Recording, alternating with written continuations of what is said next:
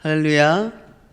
오늘도 말씀을 대하는 우리 가운데 하나님의 크신 은혜와 평강이 함께 하시기를 소망합니다. 오늘 시편 118편은요 감사 명절의 예배 의식문 중에 하나로 들어가는 그런 시입니다. 시편 113편부터 118편까지는 제1할렐 시편이라고 불립니다. 그 중에 마지막 6번째에 해당하는 시로 오늘 이 본문을 우리가 함께 보고 있습니다. 그래서 그런지 본문에는 번갈아가면서 되풀이되는 구절들이 많습니다. 이 번갈아가면서 되풀이되는 이 구절들을 이렇게 제가 하고 여러분들이 하고 답가의 형식으로 계속 부르면서 예배 예식에 사용한다는 그런 시입니다. 이것으로 우리는 감사 명절에 드리는 예배라는 것의 주제의식, 감사함이라는 그 주제의식을 강화하고 우리가 그 감사 명절에 들어야 할 잠언과 말씀들을 한데 모아서 오늘 본문을 만들었음을 알 수가 있습니다. 1절에 보면 여호와께 감사하라. 그는 선하시며 그의 인자하심이 영원하미로다 라고 나와 있습니다. 익숙하시지요? 이게 어디에 똑같이 나와 있지요? 방금 읽었습니다. 29절에도 똑같이 나와 있습니다. 1절과 29절이 똑같이 여호와께 감사하라. 그는 선하시며 그의 인자하심이 영원하미로다 라고 말하고 있습니다. 이것을 수미상관 구조라고 합니다. 머리와 꼬리, 처음과 끝이 똑같다는 것이지요. 그래서 처음과 끝을 맞춤으로 해서 가운데 있는 내용들이 주제를 더욱더 강화시켜주는 형태입니다. 그래서 처음에 말한 것이 중요하고 가운데 있는 것들은 왜 그것이 중요한지를 계속 설명해주고 강화시켜주고 마지막에는 동일하게 처음과 같이 끝을 맺음으로 처음에 그 말이 마지막에도 그 말이 되어서 나에게 참 감동을 주는구나, 이런 형태로 되어 있습니다. 우리에게도 이 처음과 끝 문장이 중요합니다. 그리고 이 문장에서 특히 중요한 문구는 감사하라라는 문구입니다. 이 감사하라에 해당하는 히브리어 원어를 보면요, 호두라고 되어 있습니다. 호두.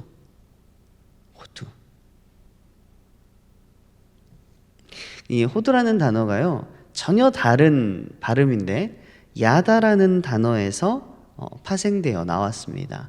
야다라는 단어는 뜻이 뭐냐면요, 던지다, 버리다라는 뜻을 가지고 있습니다. 그런데 이 던지다, 버리다의 사역형, 능동형이라고 하는데 말이 좀 어렵죠? 어떤 뜻이냐면 이 야다라는 이 뜻을 가지고 능동적으로 뭔가를 활동적으로 하는 행위가 포함되어서 그것이 변화돼서 호두라고 말한다는 것입니다. 그래서 우리가 생각하기에 호두라는 단어를, 감사하다라는 단어를 보면요, 어떤 것이 움직이고 있는 역동적인 느낌이 포함되어 있는 단어입니다. 곧 우리가 이제 찬양을 하잖아요. 찬양을 한다라고 하지만 약간 역동적인 느낌을 담아서 찬양을 드려버린다, 버린다라는 뜻을 가지고 있으니까요. 혹은 이제 내가 고백을 드린다 보다는 고백을 던진다, 이런 약간 역동적인 느낌이 들어가 있는 것입니다. 그런 역동적인 행동이 들어가 있는 것이 감사라는 것이지요. 그래서 히브리어로 보는 이 감사 호두에는 행위가 꼭 수반되게 된다는 것입니다. 우리도 찬양을 할 때나 기도를 할 때, 여러분들 기도할 때 두 손을 모으고 기도를 하시기도 하시지요. 찬양을 할 때 그냥 찬양할 때도 있지만 내가 정말 감동이 되면 두 손을 들고 찬양할 때도 있습니다. 이렇게 행동이라는 것이 수반된다는 것이지요. 오늘의 본문을 지은 시인도 마찬가지였습니다. 하나님께 계속 감사하고 있었는데 그 감사함이 어떤 행동을 하게 시인에게 만든 것입니다.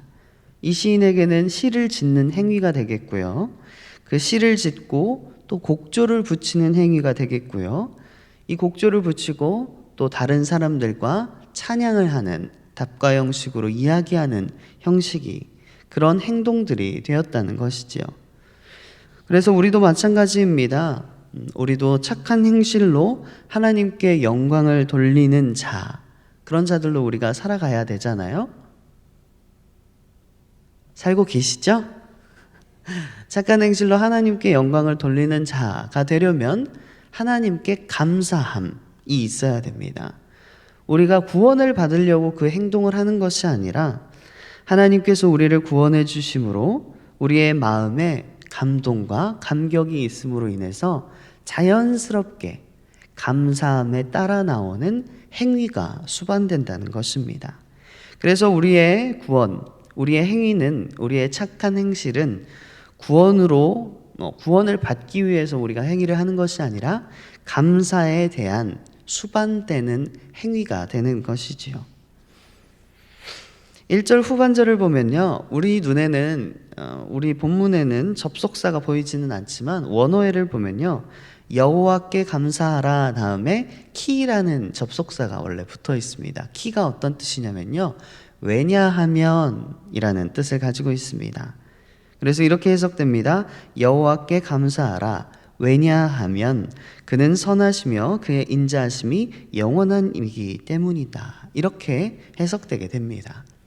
그래서 이 왜냐하면에 대한 내용들을 어디에서 나누게 됩니까? 2절에서 28절까지.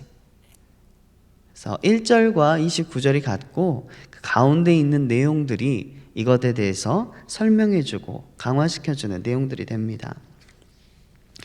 2절부터 4절까지를 보면요, 여호와께 감사해야 할 대상들을 부르고 있습니다. 2절을 보니 이제 이스라엘은 말하기를, 그리고 3절에는 아론의 집은 말하기를, 4절을 보니까 여호와를 경외하는 자는 말하기를, 이렇게 되어 있습니다. 자, 후렴은 똑같지요.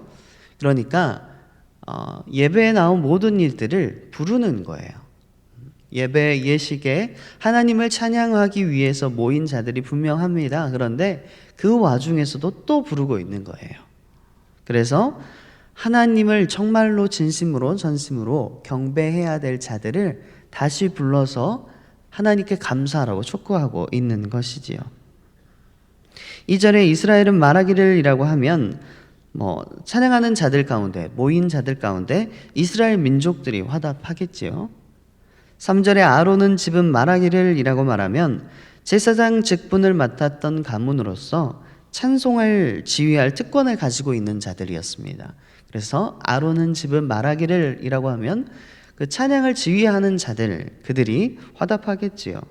그리고 세 번째로 여호와를 경외하는 자들이라고 말을 하면 좀 더 포괄적인 개념으로 사도행전을 보면 이방인 개종자들을 흔히 여호와를 경외하는 자라고 불렀습니다.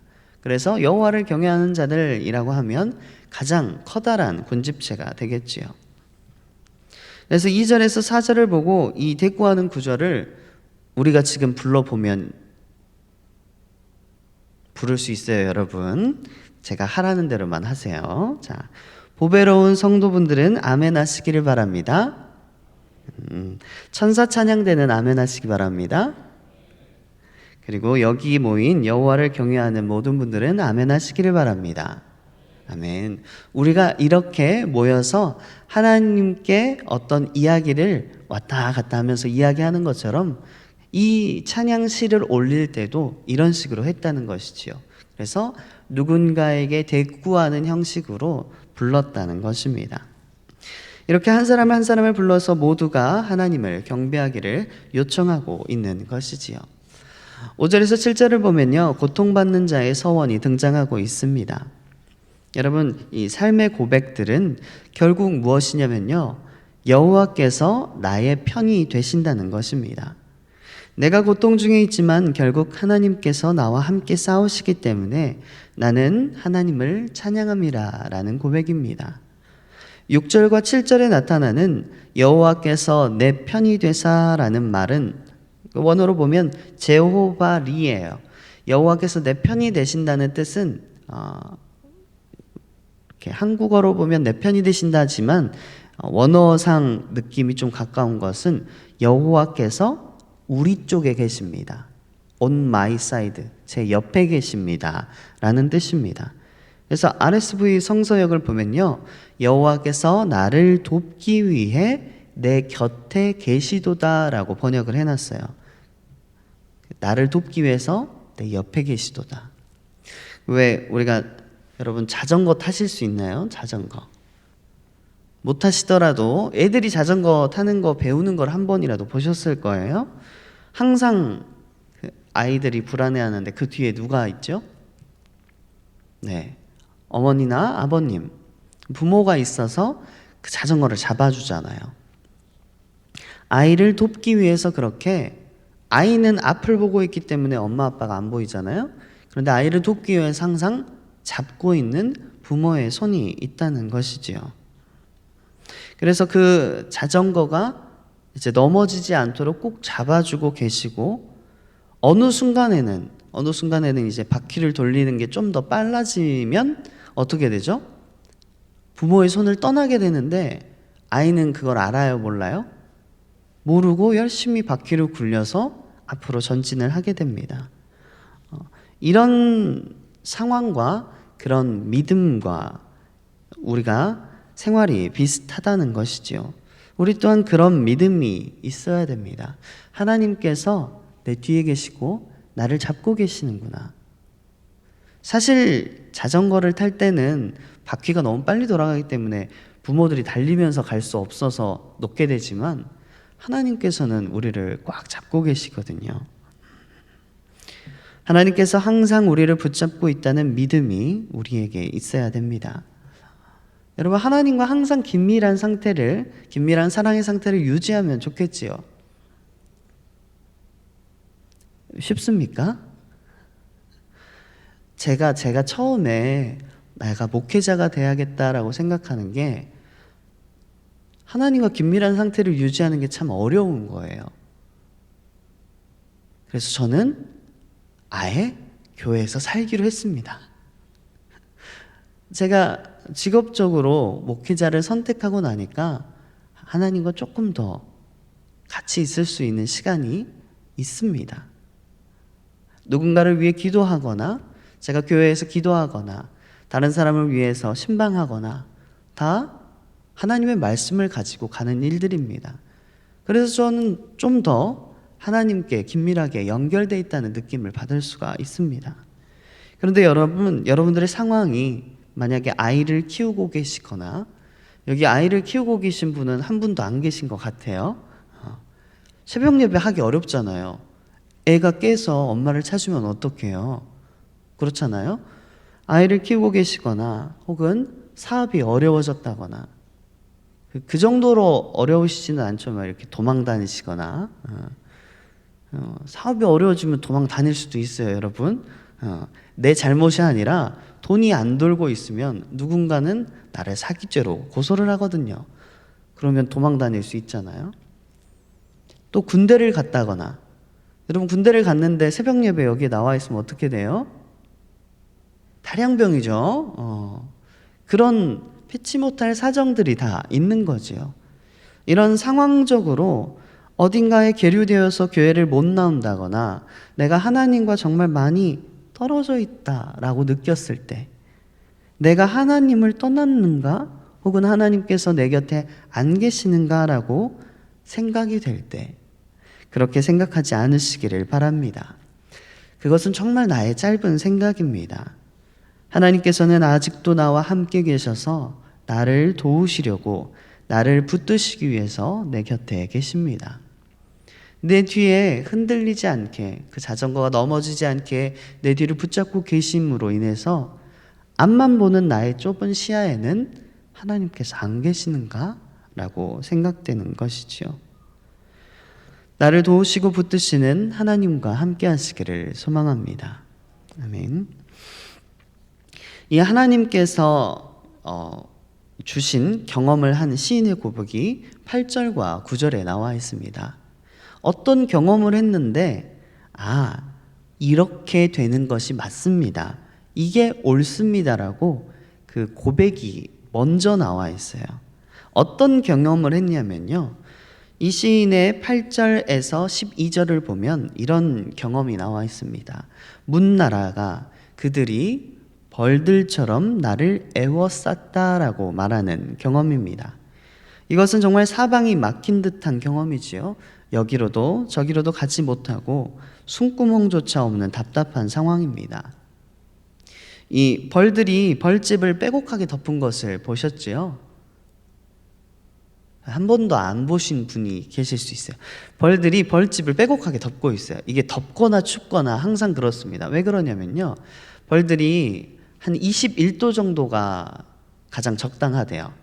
이 알들을 부화시키고 조금 하려면 26도 정도로 좀 올리고, 이 온도를 어떻게 조절하냐면요. 벌들이 본인의 몸으로 조절을 해요. 그래서 더울 때는 몸에 물을 적셔서 날개로 그 물을 증발시키면서 이렇게 온도를 조금 떨어뜨리고요, 벌집에. 그리고 적들이 쳐들어오거나 혹은 추운 겨울날에는 붙어가지고 자기의 근육을 떱니다.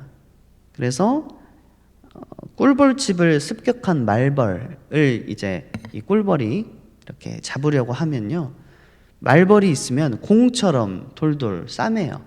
그리고 나서 온도를 계속해서 올립니다. 쉽게 말하면 말벌을 쪄 죽이는 거예요. 지금 그러한 형국을 나타내고 있습니다. 빠져나갈 곳이 없이, 숨구멍도 없이 쪄 죽고 있는 것 같은 나의 상황에 대한 그런 고백입니다. 그래서 이것을 타개하고 싶고 빠져나가고 싶은데요, 8절과 9절에 사람을 신뢰하는 것보다 여호와를 신뢰하는 것이 낫다. 당연한 말이지만 어떤 뜻이에요? 내가 그런 절박한 상황에 사람을 신뢰하려 했습니다. 그런데 신뢰가 되지 않았고 결국에는 하나님께로 돌아오게 되었습니다. 9절에 보니까요, 막 문 나라들이 침입을 하게 되는 거예요. 문 나라들이, 그리고 혹은 나라의 어떤 권력이 나를 괴롭히고 있는 거예요. 그래서 고관들을 찾아갔으나 그들 또한 신뢰할 수 없는 거예요. 그들이 일을 맡아줄 수 없고 결국엔 배신당하고 상처받고 결국 여호와께 피하게 됐다라는 고백입니다. 그래서 이 두 개를 도치시키고 있어요. 그래서 이런 경험을 했는데 이런 결과가 나왔습니다. 결과가 먼저 8절 9절에 나옵니다. 그러니까 결과를 더 강조하고 싶은 거예요. 결국 우리가 의지해야 될 분은 여호와 하나님이십니다를 강조하고 싶은 거지요. 13절부터 보면요, 13절부터는 이 잠언이 계속해서 기록되고 있습니다. 그러니까 감사하라라는 것의 주제에 맞는 잠언들, 하나님께서 주신 여러 가지 지혜의 말씀들이 13절부터 28절까지 기록되고 있습니다. 근데 22절에 보면요, 건축자가 버린 돌이 집 모퉁이의 머릿돌이 되었나니, 우리가 자주 알고 계시지요? 자주 알고 있고 익숙하게 알고 있는 그런 문구가 들어 있습니다. 이 잠언을 보면요, 건축가, 여러분 다른 사람이 아니라 건축가가 버린 돌입니다. 건축가는 어떤 사람이죠? 집을 짓는 전문가입니다. 여러분, 전문가의 눈에 아무런 쓸모가 없는 돌이라고 판단된 돌이 버려지는 겁니다. 여러분, 건축할 때 건축 자재가 있잖아요. 이 건축 자재가 어디에 쓰일지 모릅니다. 그렇죠? 건축을 하다 보면, 또 이렇게 하다 보면 어디 지대가 낮아서 조금 가라앉는 부분이 있을 수 있잖아요. 그럴 때 사용할 수 있습니다. 그래서 건축 자재를 버리지 않아요. 그런데 지금 버렸다는 뜻은 뭐예요? 그렇게 쓸 수 없는 폐자재, 아주 폐급이라서 사용할 수 없는 돌이라고 판단하고 이 건축가가 버렸다는 것입니다. 그런데요, 이 건축가가 버렸던 돌이 집을 건축하는 데 가장 중요한 모퉁이의 머릿돌이 됐다고 이야기하고 있습니다. 이 건물의 벽의 기준이 될 뿐만 아니라 이 모퉁이 돌로 인해서 모퉁이라고 하면 모서리잖아요. 양 방향에서 오는 무게를 버텨야 되기 때문에 아주 단단하고 이렇게 사방 반듯해서 양쪽에서 오는 그 충격을 흡수할 수 있는, 그 무게를 견딜 수 있는 견고한 돌이어야 했습니다. 그런데 그런 돌이 아니라 건축가가 이거는 보고 못 쓰겠다 하고 버렸던 돌, 그 돌을 말을 합니다. 이 비유는 시인의 자기 고백이기도 합니다. 누군가 나를 사용하지 않을 것 같고 나는 버려진 존재였습니다. 그런데 하나님께서 나를 들어서 그 건물의 가장 중요한 곳을 사용하셨습니다. 그냥 자기 고백을 했을 뿐인데 우리는 이 고백을 어떤 고백으로 듣지요? 그렇죠. 예수 그리스도로 듣습니다. 시인은 자기가 정말로 쓸모없는 사람 같았고 너무 낮은 사람 같아서 하나님, 저는 정말 버려진 돌 같았으나 하나님께서 들여서 긍휼히 여기셔서 사용하여 주셨습니다라고 고백했을 뿐인데, 이것을 예수 그리스도 메시아의 예언적인 성격을 가진 시가 되게 하셨습니다. 참 놀라운 일입니다. 그렇지요? 그래서 본문에도 기이하다라는 단어가 들어 있습니다. 정말 신기합니다. 하나님의 섭리가 어떻게 우리에게 이루어질지 모르는 것이지요. 이 시인은 메시아를 예언하려고 한 게 아니었고 자기 자신의 처지, 자기 자신의 그 낮은 상황에서 하나님께서 높이 올리심을 경험하고 그 고백을 시로 썼던, 참 감사합니다. 제가 버려졌었는데 하나님께서 저를 모퉁이 돌로 사용하여 주시니 참 감사합니다라고 적었는데, 그 시를 여호와께서 오실 것이고 그가 모퉁이처럼 버려진 바 되실 것이나 그를 통하여서 온 인류를 구원하실 것이다 라는 고백의 시가 되게 만드셨습니다. 참 이것을 보면 기이합니다. 우리의 삶 또한 그럴 수 있었으면 참 좋겠습니다. 우리가 조금 부족한 것 같아도, 어렵고 낙심되는 일들이 있어도 하나님께서 이 삶을 통해서 하나님의 구원하심을 우리에게 보이시기를 원합니다라고 기도하시기를 바랍니다. 그것은 꼭 하나님께서 하셔야만 되는 일이거든요. 그 누가 버린 돌을 모퉁이 돌로 사용하실 수 있겠습니까? 오직 하나님께서만 하실 수 있습니다.